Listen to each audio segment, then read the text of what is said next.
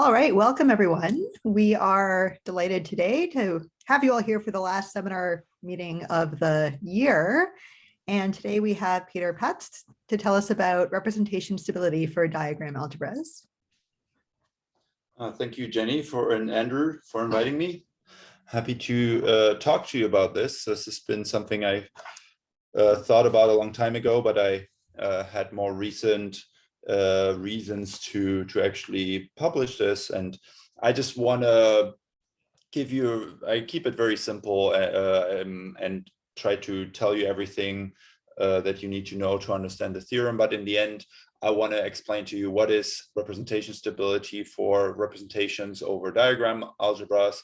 And I want to give you a theorem that's an analog to the Church-Ellenberg-Farb theorem, saying that some finitely presented modules over a category give you representation stable sequences of representations. So let's start with diagram algebras. And for comparison reasons, I will keep the symmetric group in the picture at all times. So in which way is the symmetric group a diagram algebra, or I guess the symmetric group itself is not an algebra, but in which way I'm looking at it as diagrams? Well, I can think of a symmetric group elemental permutation of four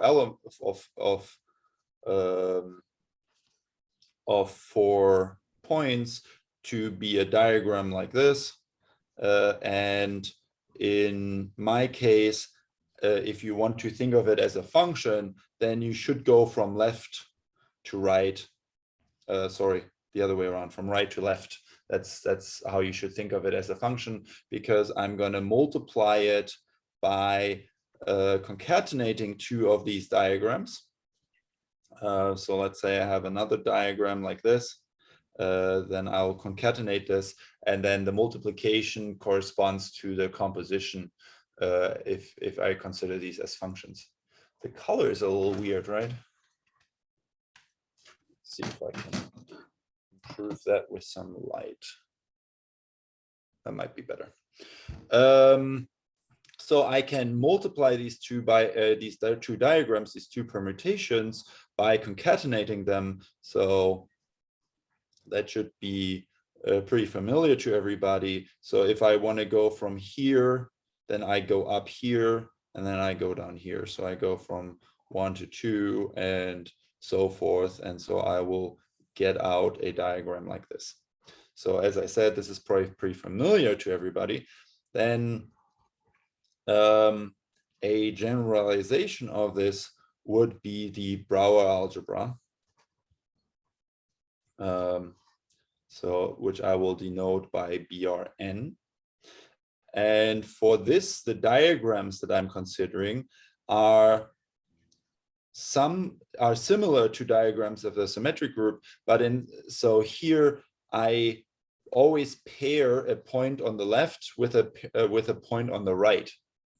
With a Brouwer algebra, I'm also pairing points, but I don't just pair points from left to on the left and the right. I can also pair points on the left or on the right,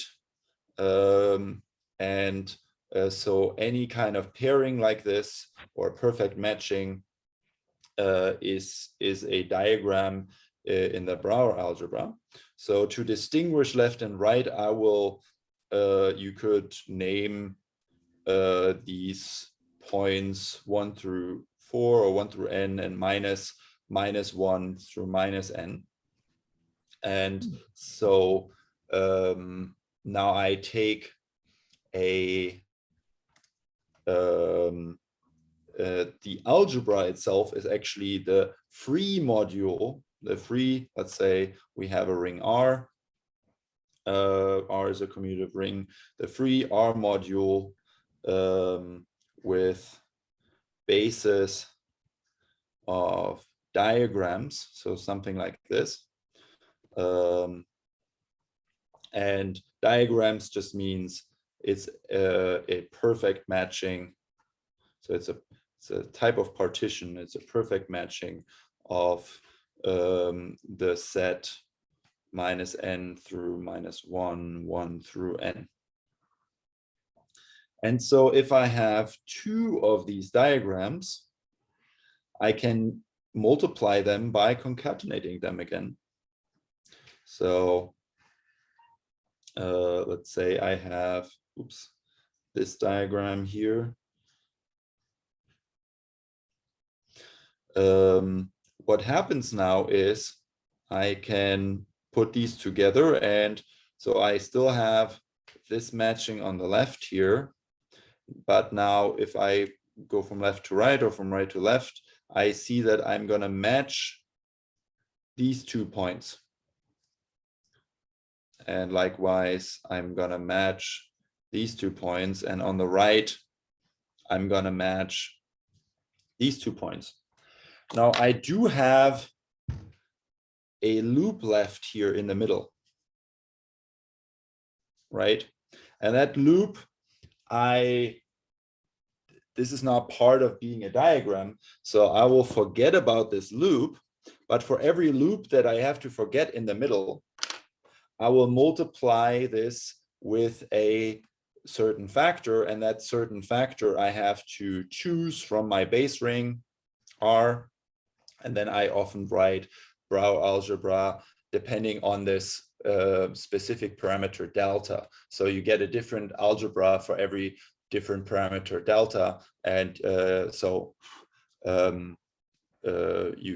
there are 3 parameters. Basically, you have to choose what ring you're taking this over. You have to choose a delta that's in the ring, and then you have to have the number of dots that you're using. So that is the Brauer algebra.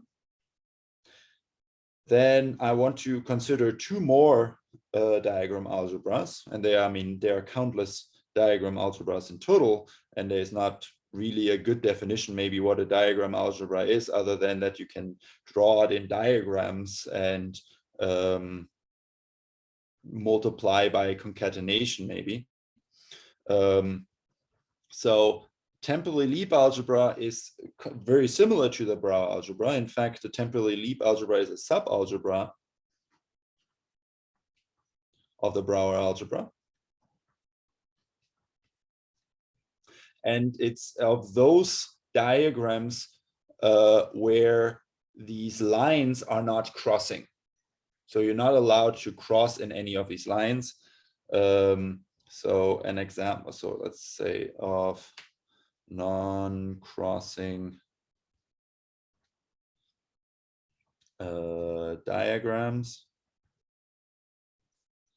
Let me draw an example first, and then give a condition for when this is true. So 1, 2, 3, 4, -1, -2, -3, -4. And as an example here, I have this.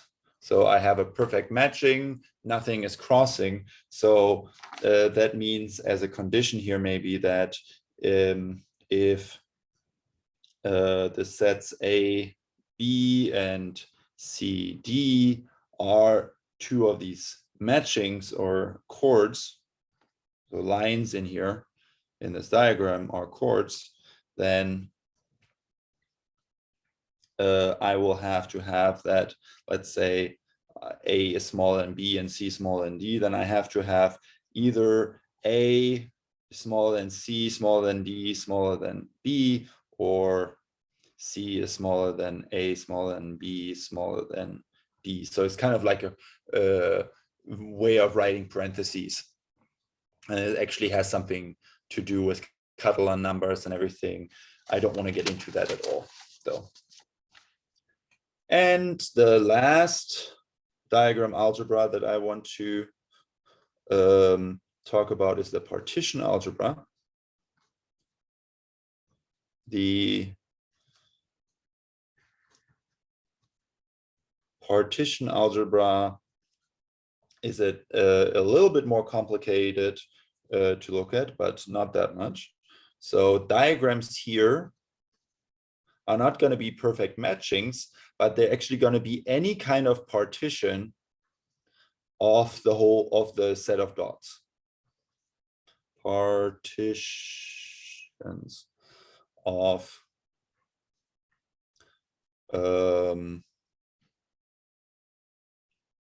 the set of dots. So as an example, how do I write this as a diagram? Well,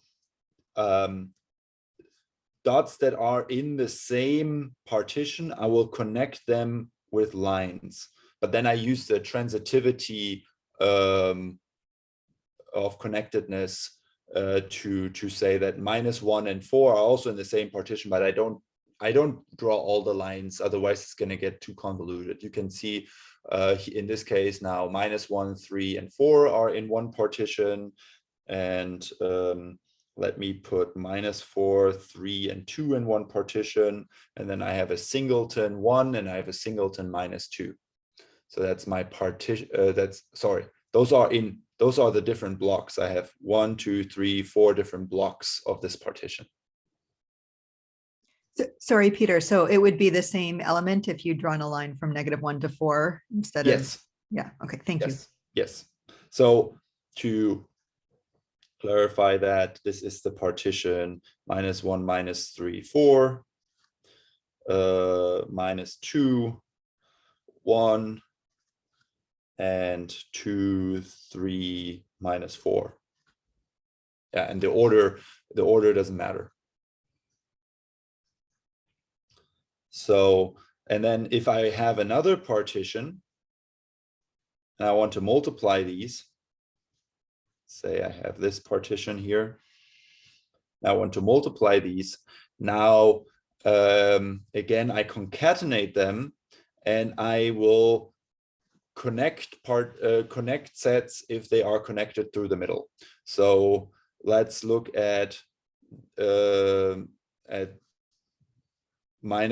and -3 is connected here to 4, but -4 here is a singleton, so that is not connected to anything on the right hand side. So it's just the partition of this. -2 is a singleton anyway, so that stays a singleton. -4 is connected to 3, and 3 gets connected over to 4. So that means that this is connected, but it's also connected to 2, which is then connected to 2 and 1. So I will connect these like that. And then this is a singleton. And again, we have a singleton here in the middle, a partition here in the middle that we're left over, that's not connected to the left or the right.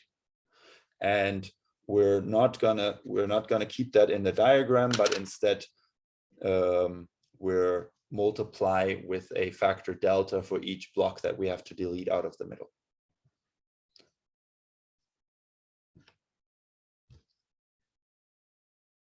Okay, so that means we already said the temporally leap algebra is a subalgebra of the Brouwer algebra, but I can also say that the Brouwer algebra is a subalgebra of the partition algebra because every perfect matching is certainly a partition. And then in the Brouwer algebra, as a subalgebra, we also have the group algebra of the symmetric group, because permutations are perfect matchings, a special kind of perfect matchings. So they're included there, and that way they are also included in the partition algebra. And then maybe the one in these algebras is always just straight lines across. That will keep everything, that will just multiply everything by 1. Maybe I should also mention that we can multiply linear combinations of these because this is a free module, right, over these diagrams as a basis, but we'll continue the multiplication linearly. And then the last bit that I want to say is that a diagram in these diagram algebras is invertible if and only if it is a permutation.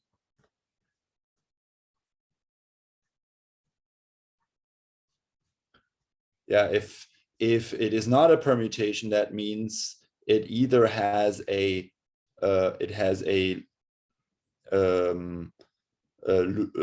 let's say loop on one side, and you can't get rid of that. You can't go back to the identity diagram if you have that, or you have a in this case you might have a singleton on that side, and that's not connected to the other side either. So you have trouble. Those kind of things can happen, and you can't get rid of that. So the only way of going back to the identity is if you have a permutation.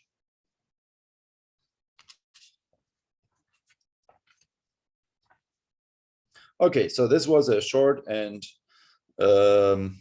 concise introduction to how these algebras work. Now, let me tell you about their representation theory.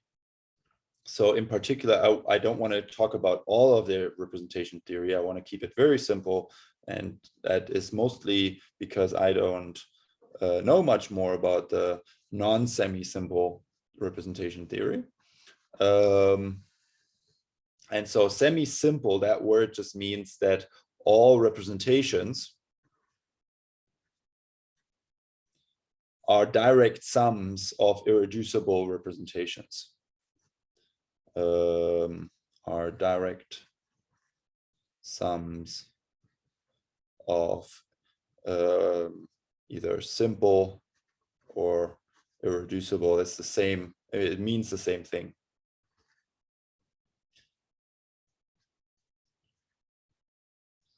And we sometimes will write irreps for this word.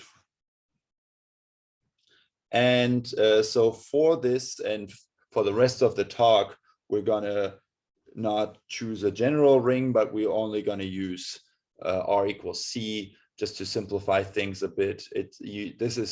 I don't need to be, I can be more general than this, but maybe I don't want to, so.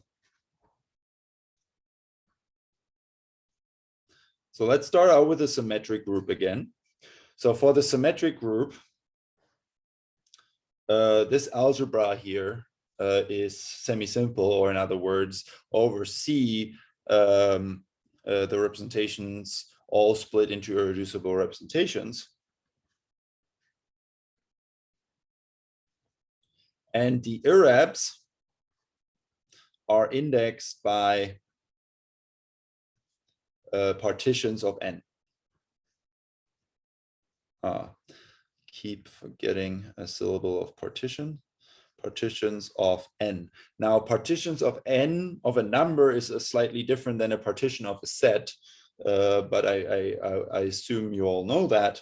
So a partition of the number 4 is, for example, 4 into the sum 4, 4 into the sum 3 plus 1, or 2 plus 2, or 2 plus 1 plus 1, and I didn't leave enough space for the last one, unfortunately.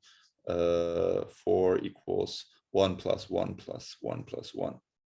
So I will usually, and I think a lot of you are maybe used to this, use Young diagrams or Ferris diagrams to symbolize this. So I put different rows for the for the different parts of the partition. So these are the partitions, and these, so in particular, they are up to isomorphism, 5 different irreducible representations of S4. and they are indexed by these partitions of 4. Now, for the temporally leap algebra,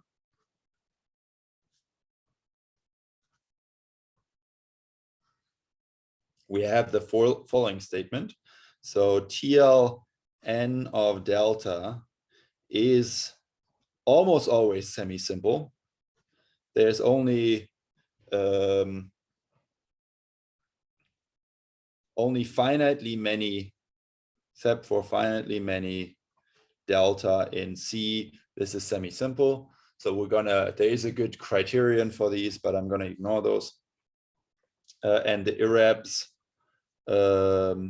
are indexed by partitions of length at most 2. So that means in this case, I can only partition them into a sum of 2, at most 2 summons. So that's it. The other ones are 3 summons and 4 summons. So, or in other words, I can only have at most 2 rows.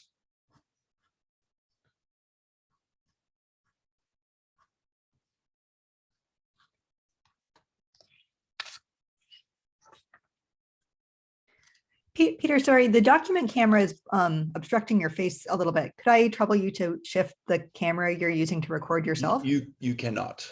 I cannot. Oh, okay. Well then. This is the only way it works. Carry on.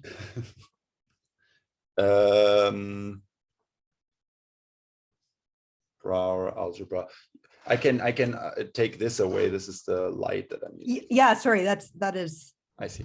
Great. Thank you. So for the Brouwer algebra, you have a similar situation that this is also semi-simple for almost all delta, except for finitely many delta. And the irreps here are actually all partitions, but not just of n, but of n and -2 and -4 and all the way down to either 1 or 0. So in this case, that means we have the partitions of 4 that I already wrote down here.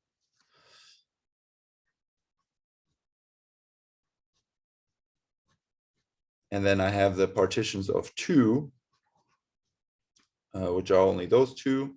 And the partition of 0 is considered to be the empty set. So that's the trivial representation of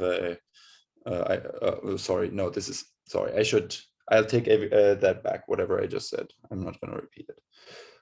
And then I have the partition algebra. And here again, it's semi-simple for almost all delta.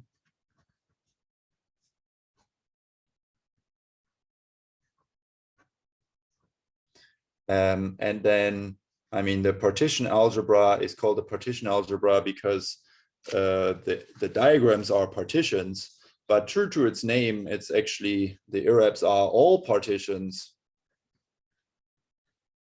of n, n-1, n-2, all the way down to 0. So I'm not gonna write those all out, but you can imagine there are more partitions now. So that indexes those irreducible representations.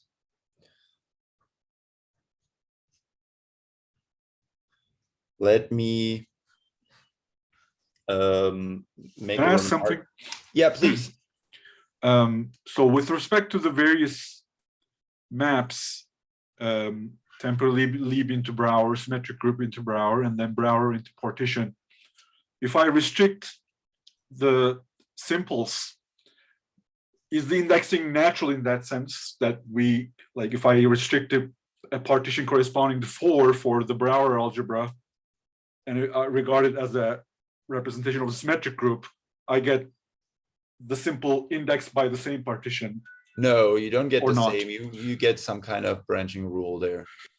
Oh, okay.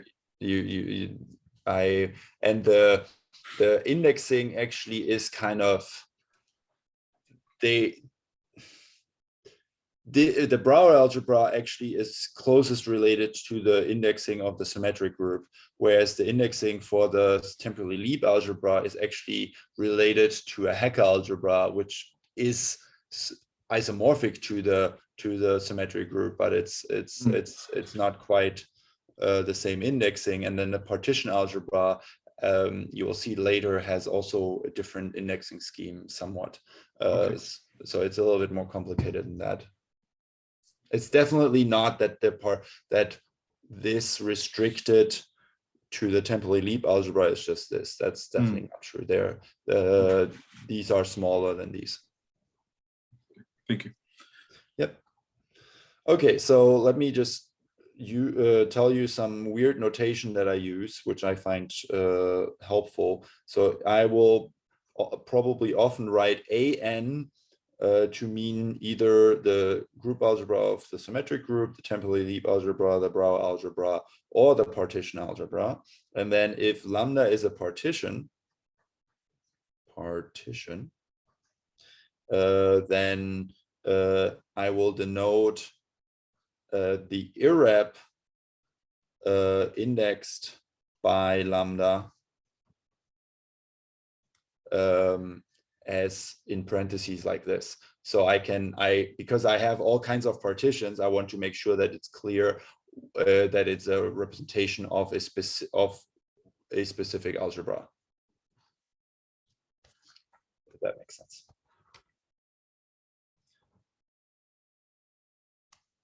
And then I want to talk about the trivial representation.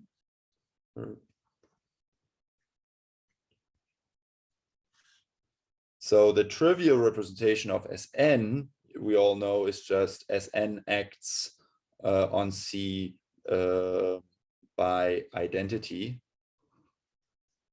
So every permutation just acts by the identity on C. That's the trivial representation.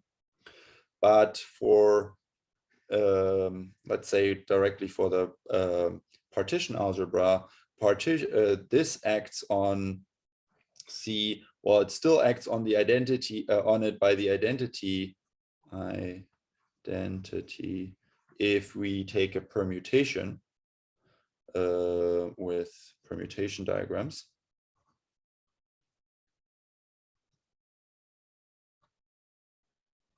So these are the invertible ones, but will act with 0 with the non-invertible diagrams, so all the other diagrams.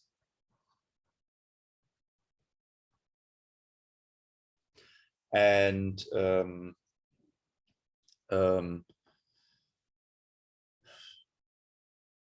so this restricts to the Brouwer algebra and to the temporally leap algebra.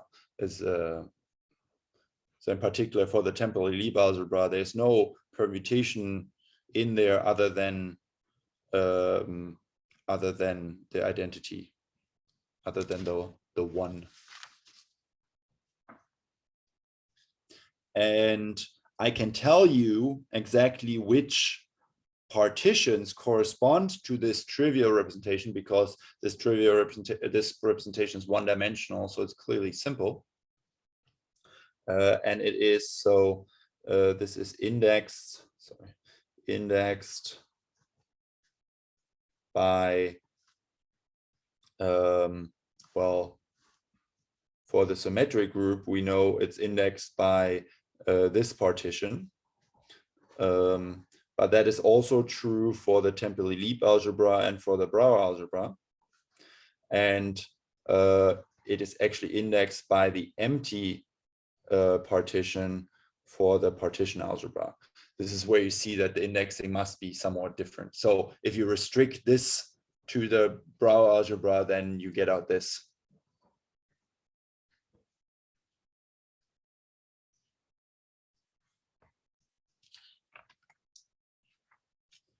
Okay, great. So we learned what the diagrams algebras are. We now learn what representations can show up. Let me now tell you what I mean by representation stability for sequences of representations of these algebras.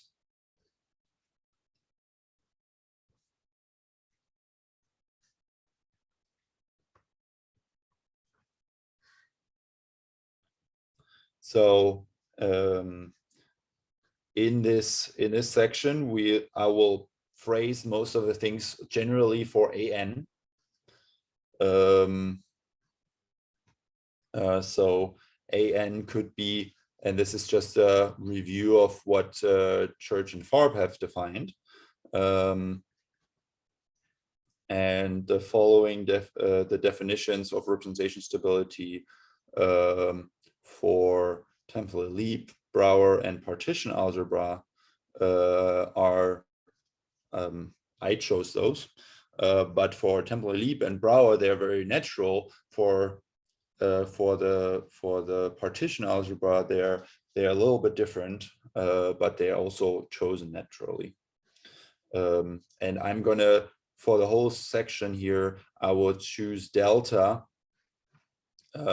in correspondence to the specific A that I'm using, such that AN is semi-simple for all n.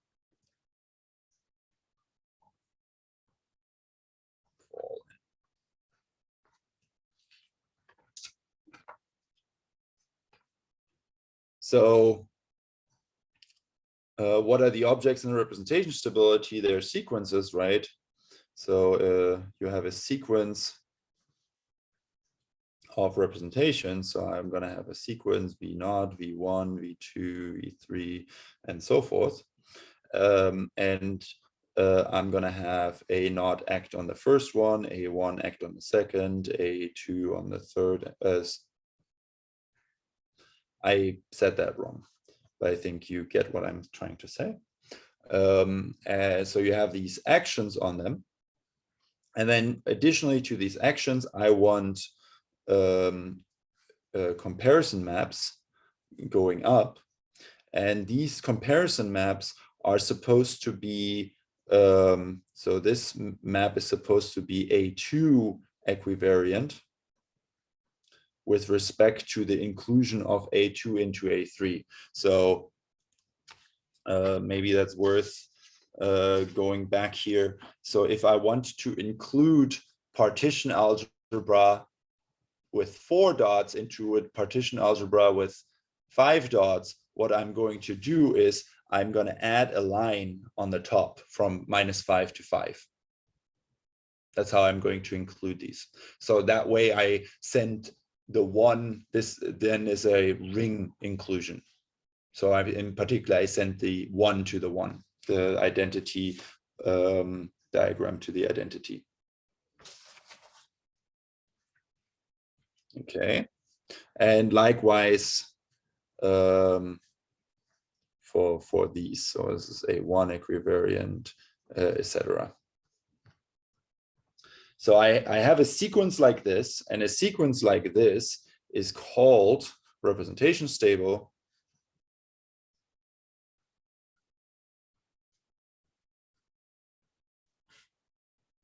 Well, if I have an injectivity condition,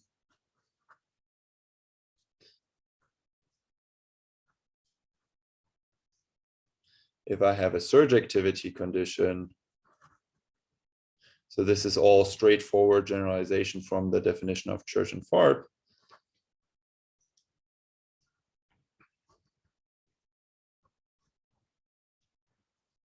And then I want a multiplicity condition.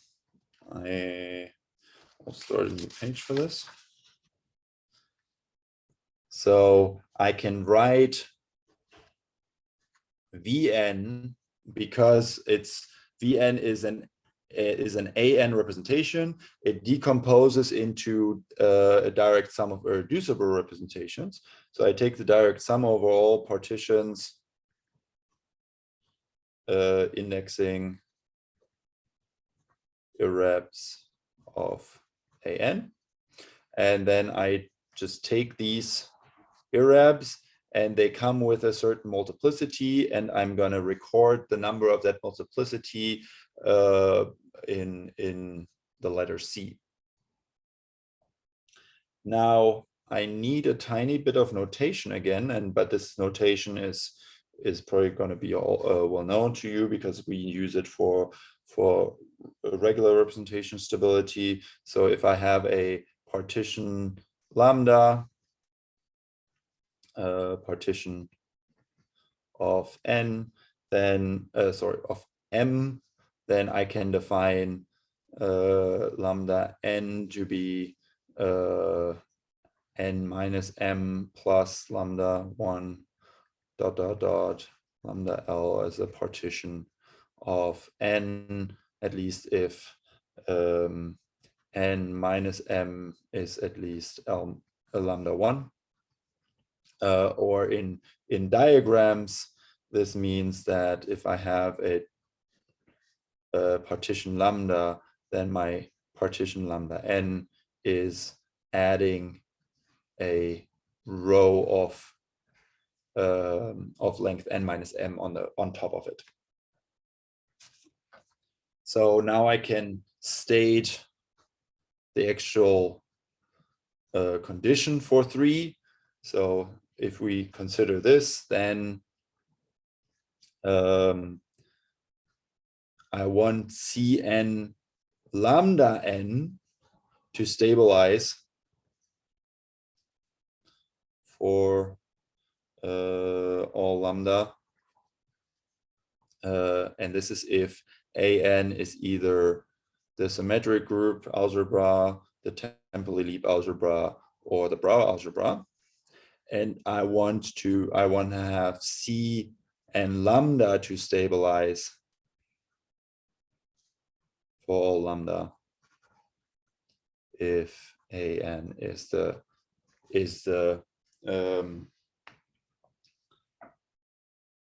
partition algebra. So in particular, I want a sequence of trivial representations to be representation stable. That would be the case here if I define it like this.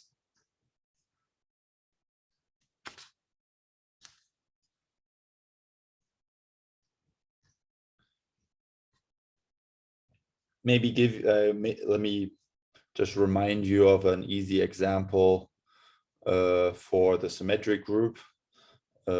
Examples for the other ones are, I mean, you can still do something similar here for the other ones, but I'm not going to. So like, let's look at the permutation representation. So Sn acts on C to the n by just permuting the basis vectors. Then then I have C to the 0, 1, 2, 3, 4, and so this is just 0. This is just a one-dimensional trivial representation.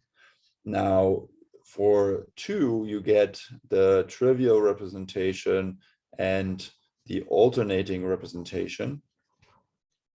For 3, you get the trivial representation and the so-called standard representation, and actually you will always get the trivial representation plus the standard representation here. So this means this sequence is representation stable because Cn empty n.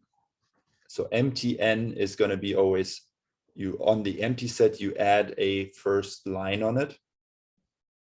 That's always the trivial representation. This appears in multiplicity 1 in all of these, at least for n at least 1. And then if you have one box and you add a row on top, then you get always the standard representation. This appears with multiplicity 1 here as well, starting at n equals 2. And all the other multiplicities are 0. So this is probably a familiar example to most of you. You can think similar examples up for the other algebras, and maybe we can talk about them later. Let me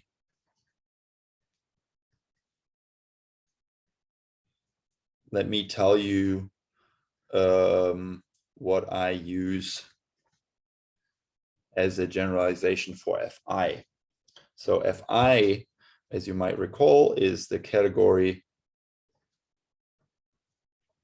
of finite sets and injections. And then an Fi module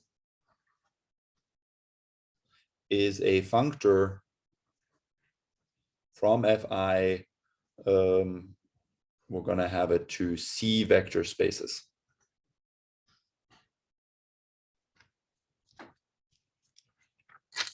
So in particular, if I have an Fi module, then I will name, V. I'm going to name V lower n to be V of the set 1 through n, which I'm going to name n for short. And because in Fi, the automorphisms or even the endomorphisms of the set are exactly the symmetric group, by functoriality, we have the symmetric group acting on this. So this becomes a Sn representation, and even more, we will get a sequence like this that has the properties of being equivariant, etc., through functoriality. And then this category was used by Church, Allenberg, and Farb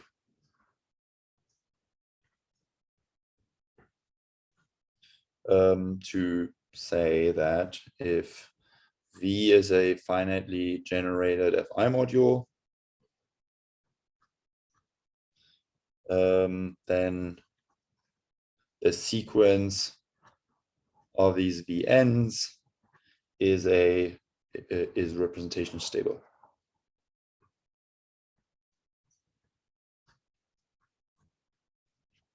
So I want to generalize this theorem.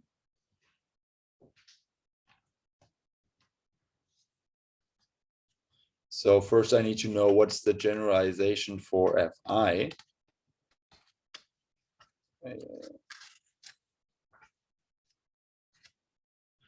So to do that, to find that, note that the set of injections from M to N is actually as an Sn set the same as Sn mod Sn minus M.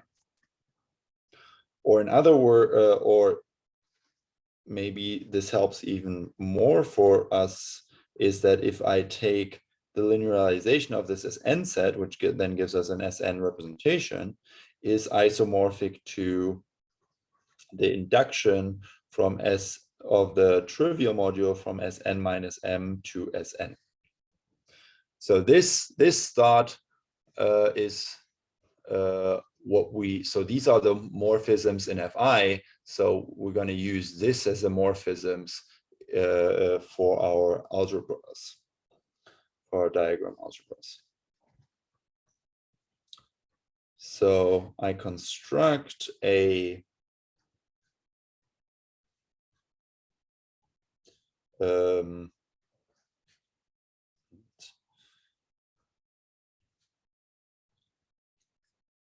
I can do that for all of these algebras, and this I can even do that for I mean, you can clearly just do that for any ring, but I'm going to write it for C.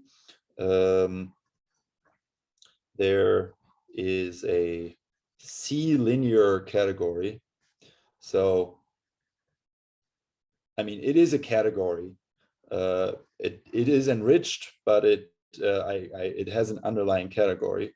So with the property that the objects are just the natural numbers, and then I have morphisms from M to N are defined as the induction of ANM to AN. But I also have on the morphisms, I have these are C vector spaces, and that will be useful to define what a CA module is. Sorry, I should have said that I defined this. Oh, I did say that. Okay, great. This category is called CA. I'm calling this the stability category for these diagram algebras. So a CA. Sorry, how do you compose morphisms?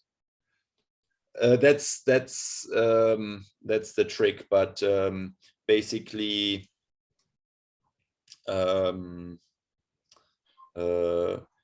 because you have basically you take out the AN minus M action here, you still have an AM action on this, and so so the other thing is going to be AM minus L to AM or something, right? And so you can tensor over AM to get down to it's a little bit complicated, but it's or to say in words, but I can show you quite fast in a paper if you want to. And so this map is or this category is directed like FI. There's no downwards maps. Yep. Great. Exactly. Yeah. That's completely right. So for M small or equal to N, and for if M is bigger than N, then I just say it's 0. The morphism vector space. Yeah, very good. I didn't mention that. Yeah, and so a CA module now is a linear functor. So you have to make sure that the functor gives you linear maps, linear representations from CA to C vector spaces, as this is also C vector space is also a C linear category. And from this, again, you get that,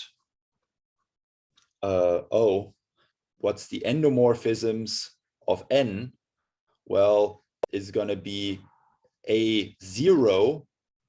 I'm inducing the trivial representations from A0 up to AN, and that's actually just AN. So AN acts on V of N. And you again get a again, you get this kind of sequence out of it in general. And the main theorem now is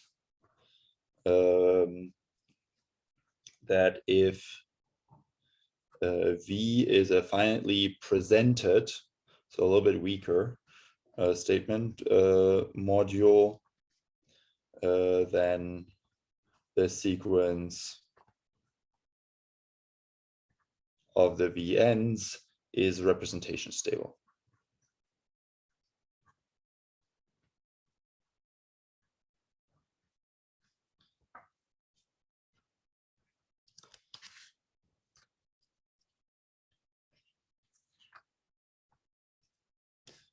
So let me end with 2 questions. Well, the first question is, let me start with the more important questions. The first question is there any interesting example? That was the main reason why I did a lot of this math. I already figured that out in grad school, but I never published it because I didn't have any interesting example. We now had a paper where we actually proved some homological stability for these for the Brouwer algebra with together with Rachel Boyd, who's in the audience, and Richard Hepworth. So I figured, let me just get this out there, because we all kind of not really use the category CA in there. And so I figured I'd get this out, but I don't have an example where I'm like, oh, I don't know what the representations actually are, but it is representation stable because it's a CA module. I don't have an example. So what are interesting examples? That's a big question, and that would make this paper much better. And I would imagine there would be a nice paper as well. What are interesting CA modules, basically? And then I think the second question only makes sense to answer if there is a answer for the first question, namely other questions that could be answered about these modules. For example, are finitely generated CA modules Noetherian? That would be a great question. Then you can reduce, and similar to the theorem of Churchill-McFarb, you can just say, hey, I use finitely generated instead of finitely presented. That would go into the maybe into a proof that things are actually representation stable. But unless you have an interesting example to work on, I don't think that's maybe worth doing right now. Okay, let me finish right here. Thank you for your attention.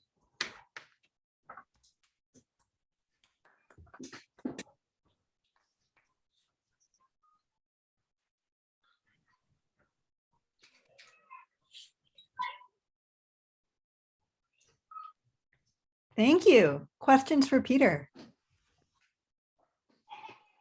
Could I ask a question? Very nice presentation. Thank you. So you have these certain categories, and I imagine one reason for doing them the way you do is perhaps that you get the answer that you get, so that you get representation stability.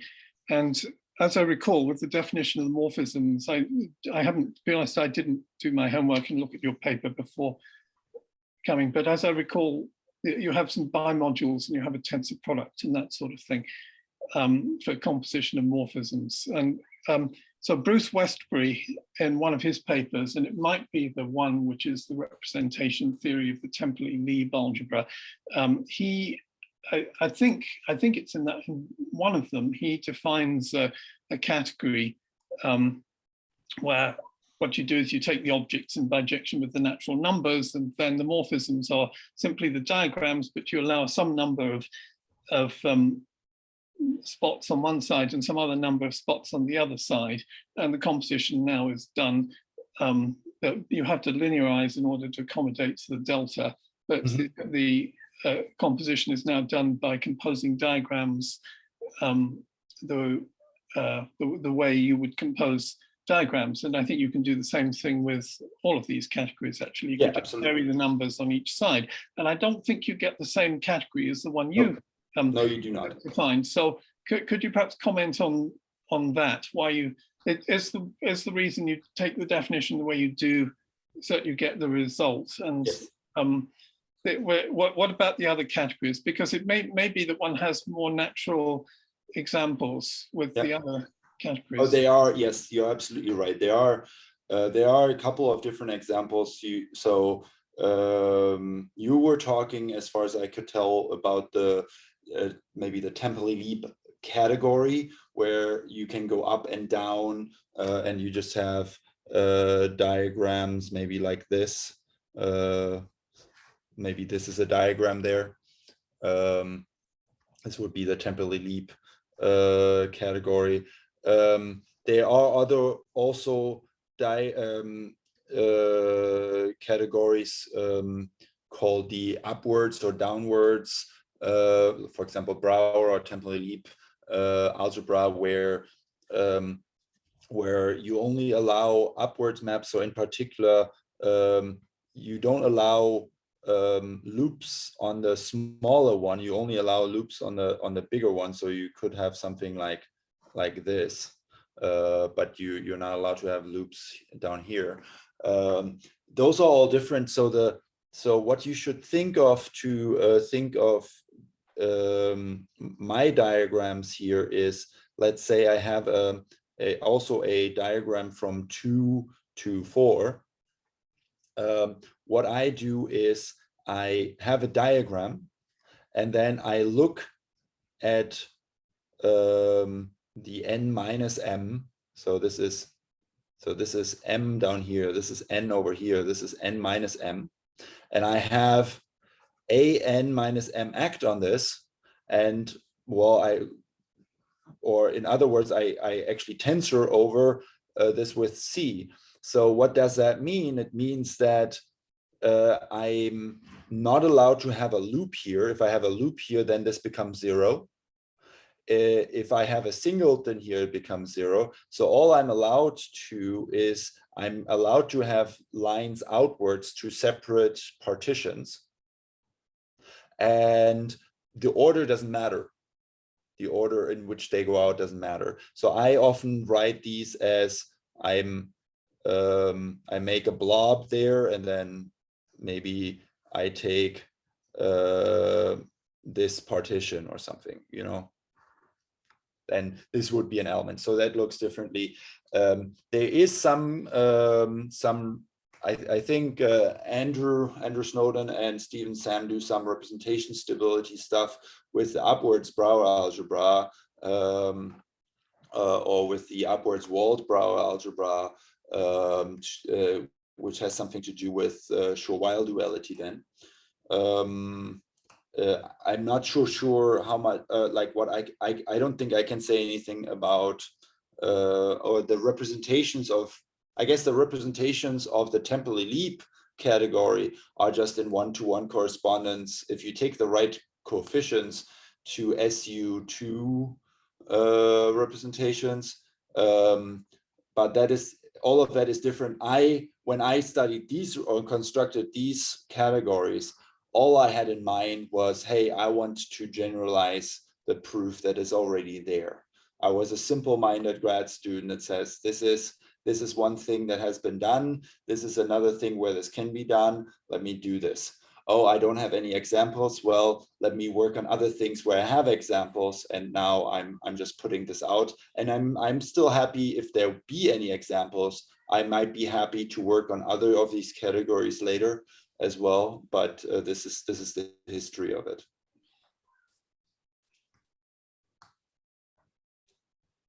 So this might be a strange question, but do you have non-examples? Like maybe you had something in mind that you wanted to apply, but you couldn't. So a non-example, for example, is as I said earlier,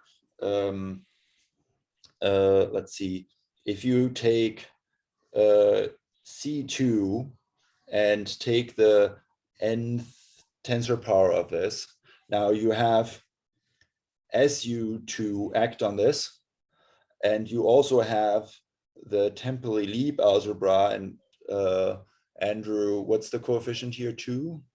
Or I don't Peter? remember exactly what it is. Yeah, I think so. You have this acting more or less on the n up there, and so you could imagine, oh, this is a this. Do you have CA act CTL act on this? And the answer is no. You have the whole Template-Leap category act on this, but you don't have the my category. So that's a non-example for my. Also, I mean, you wouldn't expect representation stability here because the the dimension here grows exponentially, whereas for representation stability, you have polynomial growth. But this is a non-example if you want a non-example. I will say in that example, like you can break up the space by weight, like a weight space decomposition.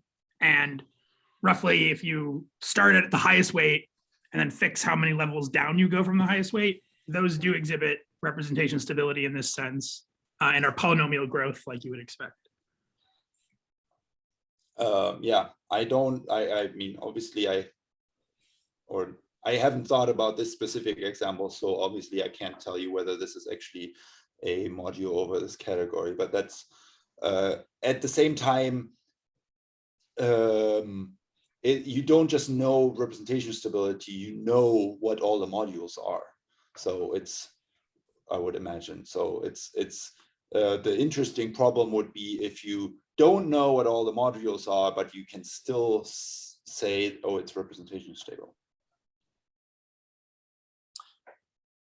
So Peter, one question I have for FI modules, as you know, you can start by thinking about the simpler category of FB modules, and then realize FI modules is modules over an algebra in that category. Does that kind of thing work in your setting? Oh, so you like, is there a twisted commutative algebra way of thinking about this? Yeah, like if you basically just take sequences of Brouwer modules for the Brouwer algebras as n varies, is there a tensor product there? And then are you just looking at modules over some algebra in that setting?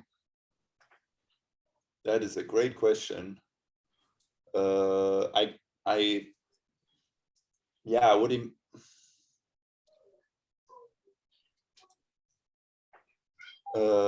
So I mean, you take the induction product for the symmetric groups, right? And you could just take the induction product for the Brouwer algebras as well. And I think if you then take as an algebra the trivial representations, you get exactly out this category. Okay. Yeah, I think that would work completely analogously. I haven't thought about it, just shooting from the hip here, so don't blame me if I said something wrong. I haven't thought about it either, but I guess I just realized that if you take like the Brouwer category but only allow maps from n to n and not between different n and m's, I think that does have a monoidal structure, so you do have a day convolution type thing. Yeah, right. Yeah. Do you know for your Brouwer category, your version of the Brouwer category, if I have a module for that, can I get a module over the upwards Brouwer category?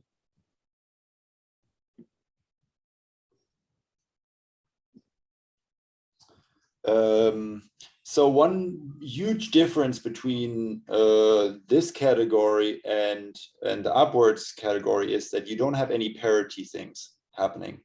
Yeah. So I can have a map from 1 to 4. No, I understand, but I'm asking if I have your structure. Yes. Can I build this, right? So I mean, it's going to forget these odd maps. Oh yeah. The reason I'm asking this is because we know that the upwards Brouwer category is Noetherian, so that if you had a forgetful functor, you might be able to get Noetherianity here. I don't know how I would.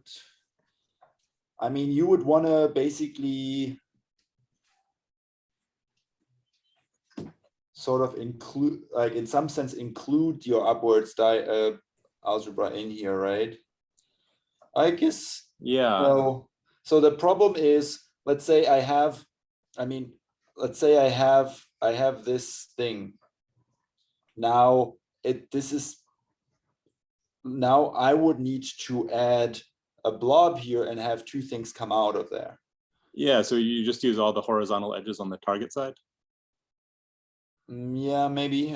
But then, so with these ones, but then I still need to do something with these two dots, and I would need to connect them somehow or something. Like it's not clear to me how to include that at all, or like how to. Okay. No, I don't see how that's possible.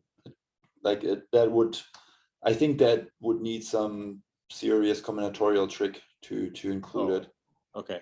It's not just add a blob. Yeah. Because out of this thing has to come the number of things that has to come different lines, and you have to connect it to something. And especially in the Brouwer case, you don't have any free agents, I guess. Okay. And can I ask, Andrew, when you're talking about the upwards Brouwer category, do you mean not Peter's category here, but the one where you simply take diagrams and only allow the morphisms to go up? Yes, he means morphisms only to allow to go up, and you're not allowed to have loops down here. But not your morphisms. Not my morphisms. No, those are different. Okay, so the issue is how to relate these morphisms, where you've done something funny to mess up the morphisms on the blobs which are not part of the picture. Yeah, precisely. And I can't help thinking there should be some relationship like that in one direction or another, which might involve like summing over the elements of something or other, you know, or some trace map or something. Yeah, you could maybe. So I mean, in general, you have n dots. I have n minus m dots here, and a blob here, and an m here, and in for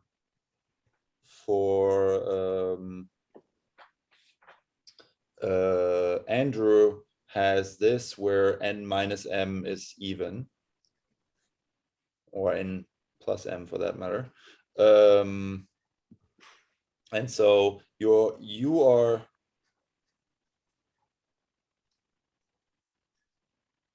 I mean, you are only allowed to get outwards here, and I'm only allowed to go outwards here. So maybe there's there's actually a kind of a flip there, right? Well, you're allowed to go outwards on your M, right? I am allowed to go outwards on this M. That's right. Yeah, I could. I mean, that's why I was thinking that an upwards Brouwer diagram looks like it might give a morphism in your category. Because you just take the horizontal things on the target side and you connect those to your n minus m blob. So if I have things here, I'm not completely sure where to like. Well, if you have the two horizontal edges on the target like you drew, then that means that n is going to equal m plus 4, right? N minus m will be 4. Let me draw a different example. Yeah. Can I say something? Yes. I think you can take your m on the right hand side and flip and have n plus m on the left hand side. Yes, that's something that I was thinking about. Yeah. But that doesn't actually play nicely with the. I thought a little bit about this for the Template-Lieb algebra, and I couldn't get it to play nice. Okay. Yeah, I don't think the composition doesn't match. Yeah, exactly. Yeah. So I'm given. No, I can't do this. Sorry. Let me do this and this and this and this. Oh, I guess it doesn't matter whether it's Brouwer or Template-Lieb. Let's do Brouwer because crossings might appear. So now I have this. How would you want to? What kind of diagram would you want to do on? Well, all I was saying was that the edges that go from the right side to the left side, keep them the same. Okay. And then you have 4 vertices on the original diagram. There's 4 vertices in the target and horizontal edges, and I'm going to connect those to the 4 below. Oh, like this. Yeah. Oh. I have no idea if that works with composition, but it at least is a rule to go from one kind of diagram to another. Is this what you were doing, Rachel? Okay. So you're literally just making this into an injection. You literally just transform this into an injection. So this is a way of having a map from the upwards Brouwer category to Fi. But does that map not only exist when you have two cups on the left? Yeah, but you have to have two cups on the left because you have to go out here in the upward Oh, I spiral. see. You're only mapping from this. Yeah, and upwards brower, like the number of horizontal edges in the target is going to tell you the difference between the cardinalities of the two sets. So that is, I agree with you. This is a map. Yep. But it factors. Yeah, but if through it factors through FI, then it's probably not interesting enough. Yeah.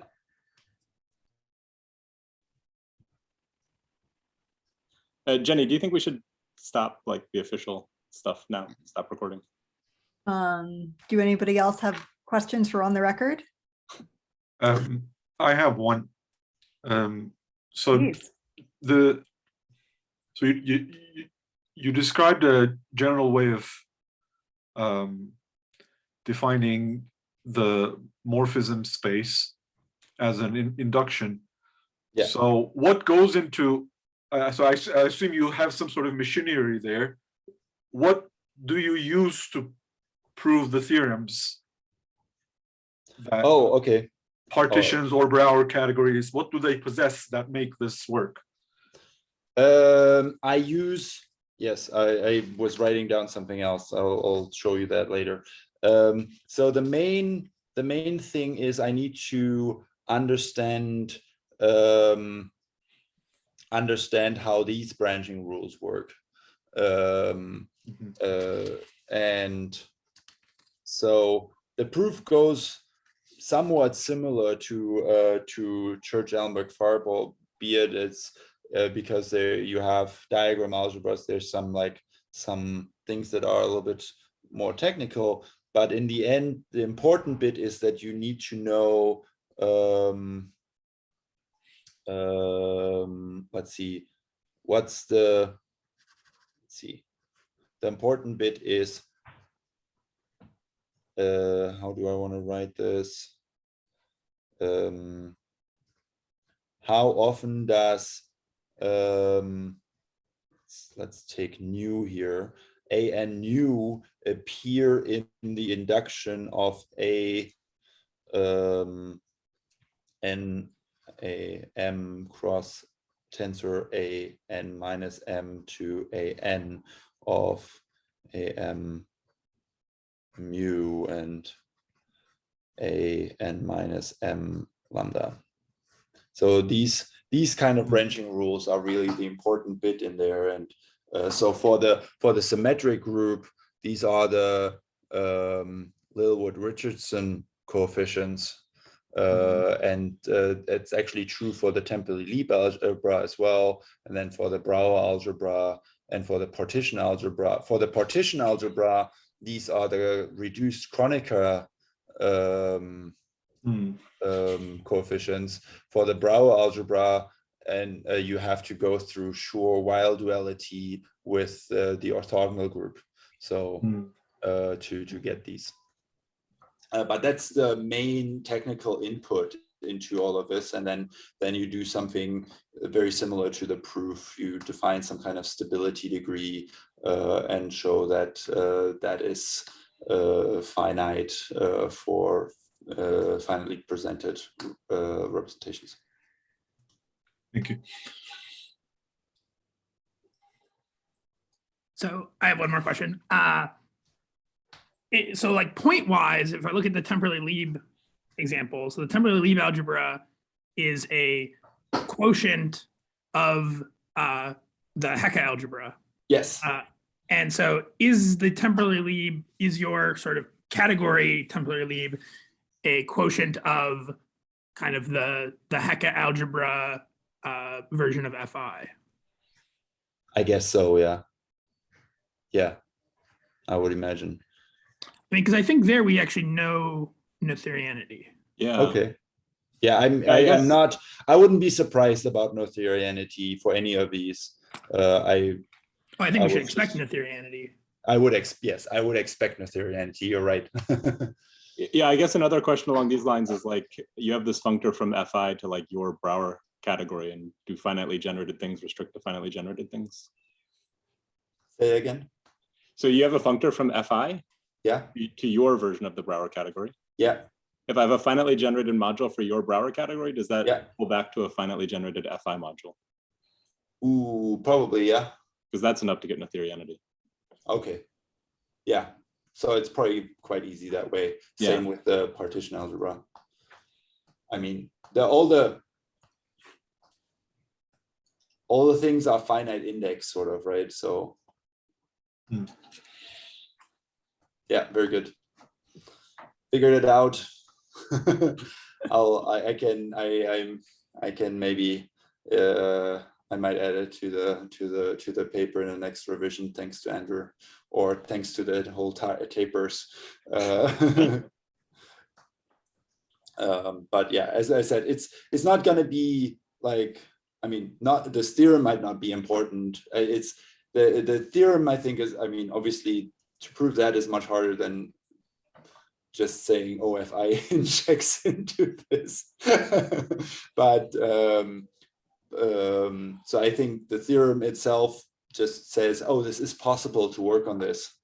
But in order to work on it more, I think one really wants some examples.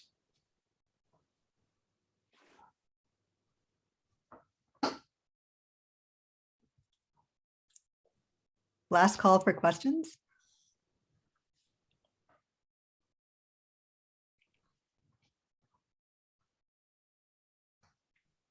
All right, let's thank Peter again. Well, thank you for all your interesting questions. All right, and I will stop the recording if I can figure out how to do that.